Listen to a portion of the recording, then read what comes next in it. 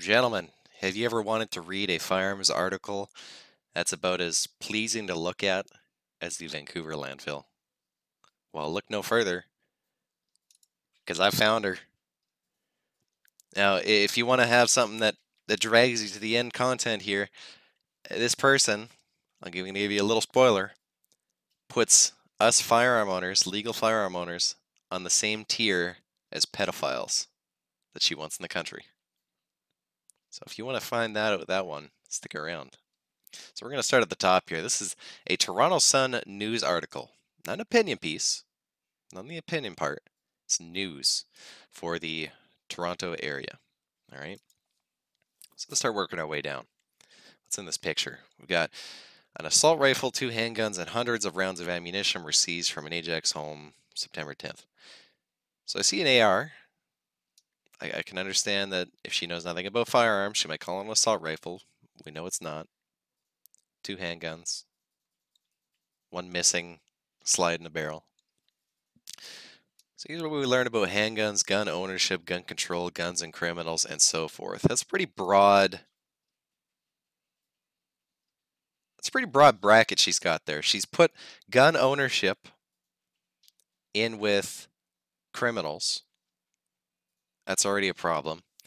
That's a lot of categories to all put together. Let's see. Nobody knows what the hell is going on. Okay. Keep in mind, this isn't an opinion article. This is a news article. I want to see some stuff with this.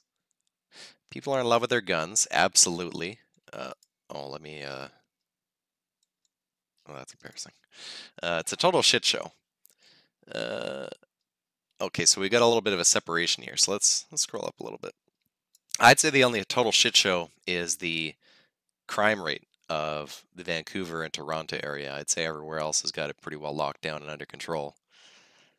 As far as firearm crimes go, I think Canada is a good system. As much criticism as I have of the Canadian firearms program, I think that at the bare bones level of looking at it, where we pay a little bit of money for a license and take a class, that's fine. That's all we need. Don't need any more than that. How to get guns away from criminals. So we know that prevention is not something that is very easy to attain. Think of the prohibition. Think of marijuana laws in Canada. How they said, okay, well, the laws where we say it's illegal isn't stopping it, so let's legalize it, but put regulations and tax on it.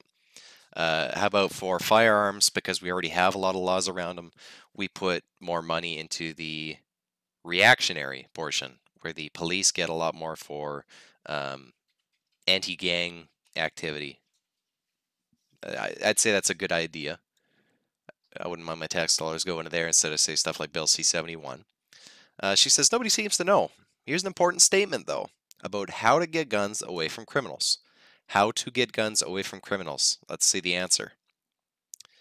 I suppose what really baffles me is I can't think of a single reason why a civilian needs to own a military-grade weapon apart from being a monstrous arsehole.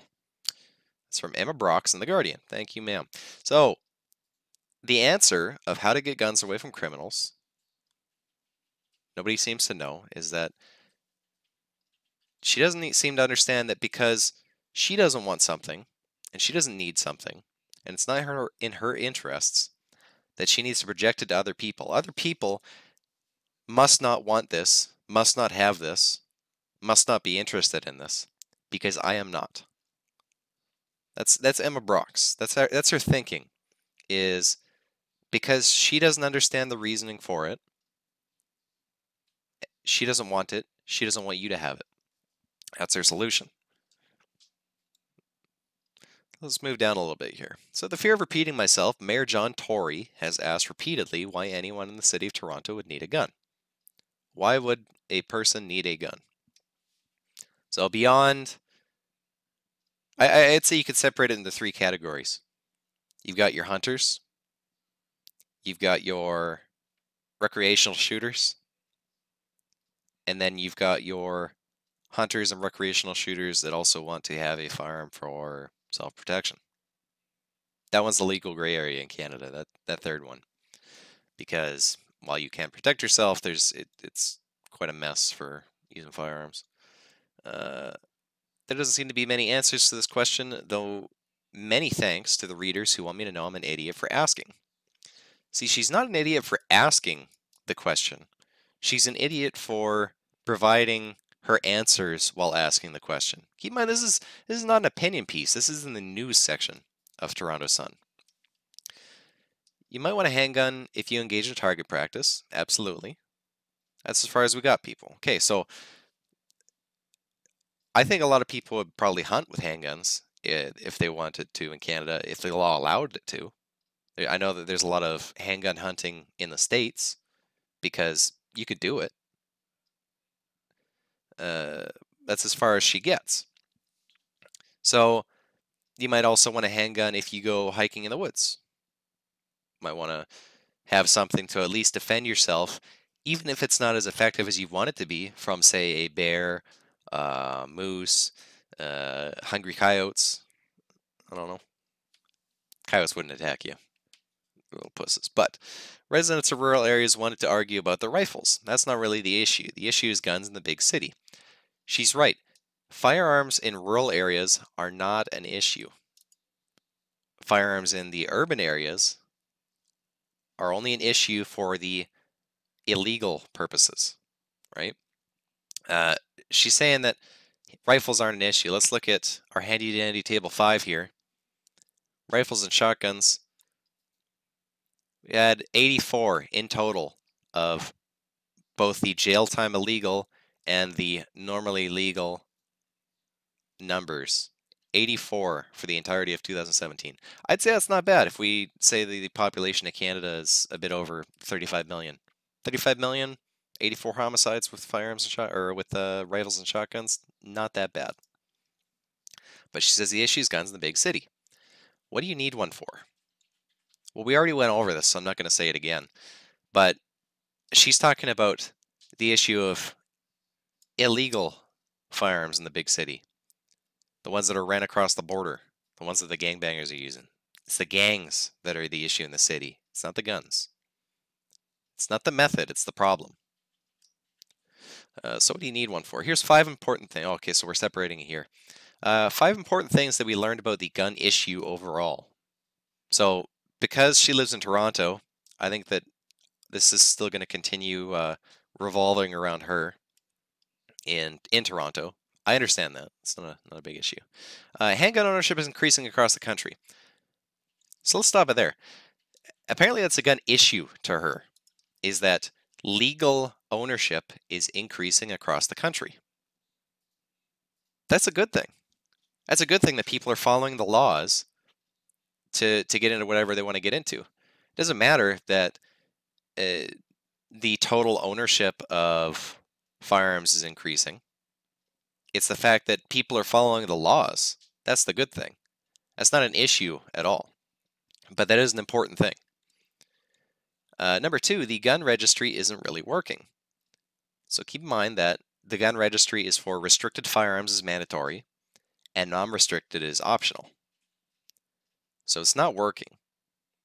Well, we only have the optional one now, which is good because spending $2 billion taxpayer dollars on legislation that didn't seem to have any visible effect, I'd say that saving $2 billion is a good idea for the Canadian taxpayer.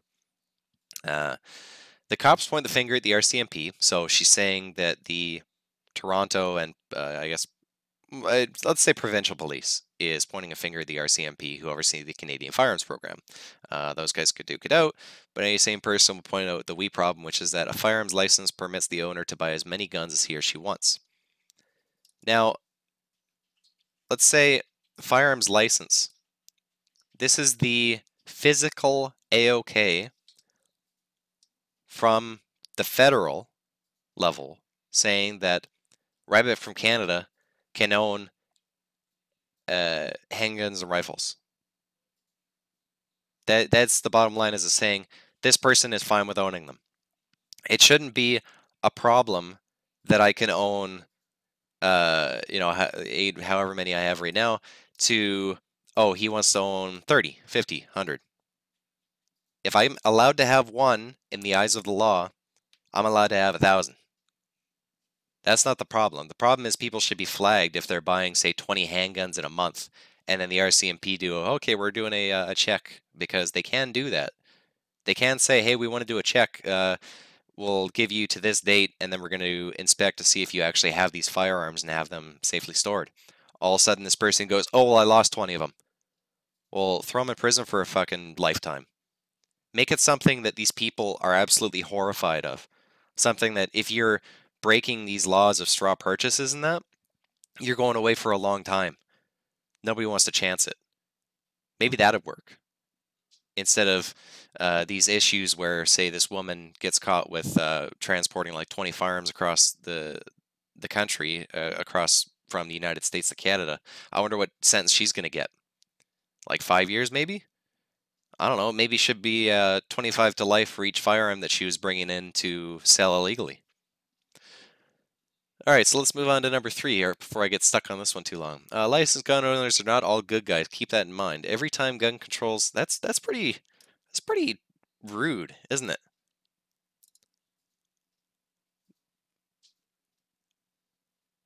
Every time gun controls comes up in the news, some licensed owner whines about good guys being mixed up with the bad guys.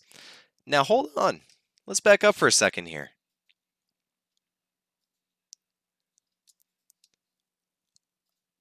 Why would somebody want to own a military grade weapon? That could be anything.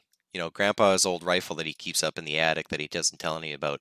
That used to be a military grade weapon back in the 40s. Apart from being a monstrous arsehole, and you're telling me that I whine about being mixed up with the bad guys when you're calling me an asshole just for wanting to own one? Do you really want to argue your God-given right to have fun at the range when kids are getting shot on the playground?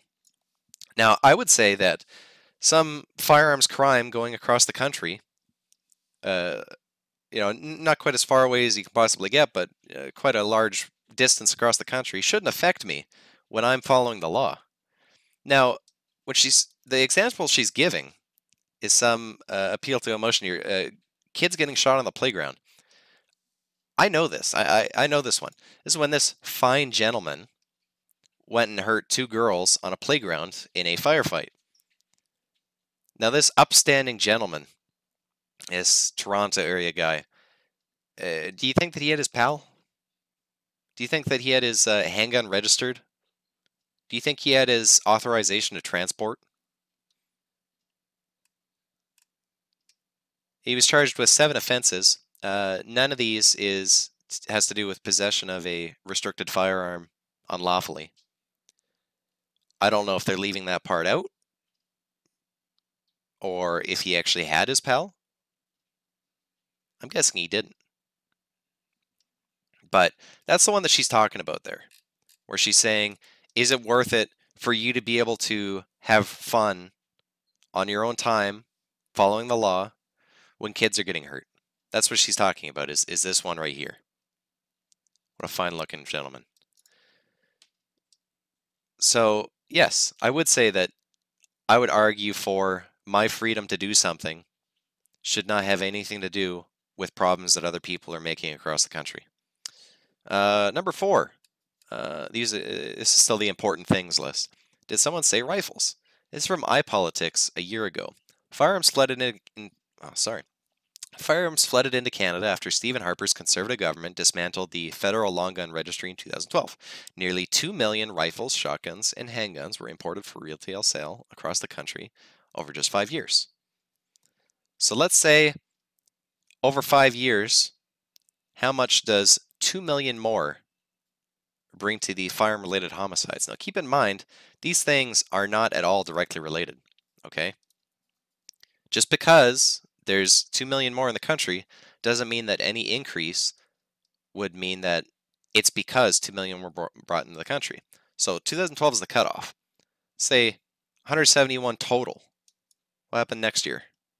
It actually dropped.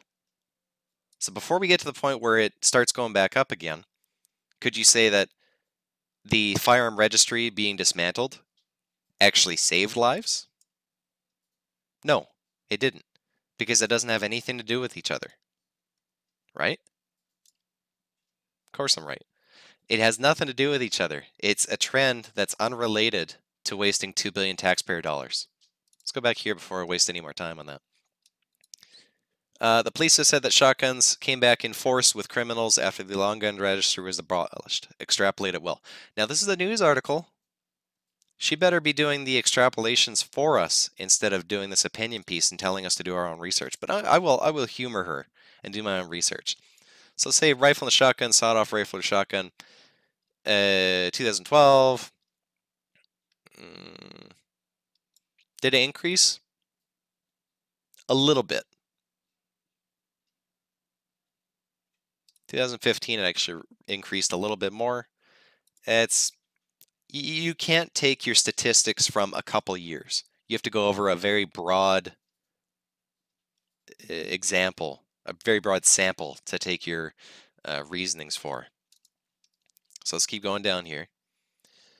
Despite statistics from umpteen studies proving that a gun in the house for self-protection increases the chances of homicide, not the bad guy by the way, or suicide into your roof, people insist that they need a gun to defend themselves or their property. Now, I would say that not having a firearm in your house gives you 0% chance to have a suicide by firearm. We can agree on that one. Having a firearm in the house brings it anything up from 0%? Probably. Self-protection increases the chances of homicide, not the bad guy, by the way. So if you have a gun in the house, it's saying that you're more likely to die from a firearm than you are without having a firearm and somebody breaks into your house. I'd say there's way too many variables about what happens in a home invasion to try to justify that claim. Doesn't matter how many studies there are.